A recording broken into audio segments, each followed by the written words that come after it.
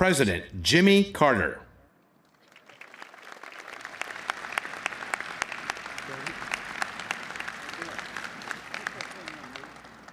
Well, it's a great honor for me to be here today, and it reminds me of my favorite cartoon in a New Yorker magazine. This little boy is looking up at his father, and he says, "Daddy, when I grow up, I want to be a former president." Well, 4 of us have already made that goal, and one is still working on it, but it is a wonderful thing to be with the other presidents and to have a chance to address this wonderful audience. I'll be very brief, and I'll be limiting my comments just to the things that I know personally that have been important for me and for George W. Bush. In 2000, as some of you may remember, there was a disputed election for several weeks. And finally, when President Bush became president, they had the inauguration in Washington on schedule. And I think my wife and I were the only 2 volunteer Democrats on the platform. And George and Laura afterwards came up and thanked us for coming. And so he said, "Now, if there's anything I can ever do for you, let me know," which was a mistake he made.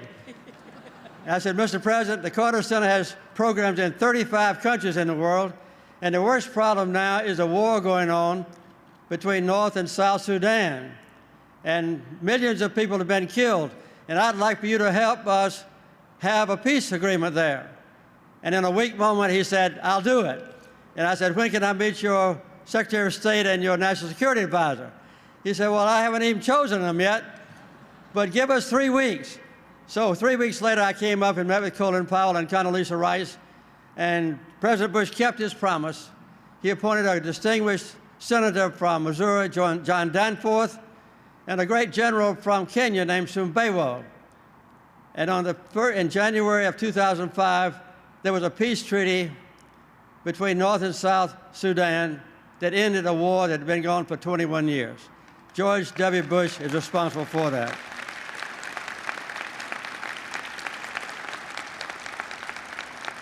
And that was the first of his great contributions to the countries in Africa. As has already been mentioned briefly here, he increased the development assistance to Africa from the time he went in office until he left from $1.4 billion to more than $9 billion. And that's an increase of 640%. That is development assistance. He established a PEPFAR program. There were 50,000 HIV sufferers in Africa being treated when he came in office. When he left office per year, 2 million. I'll let you figure the percentage on that.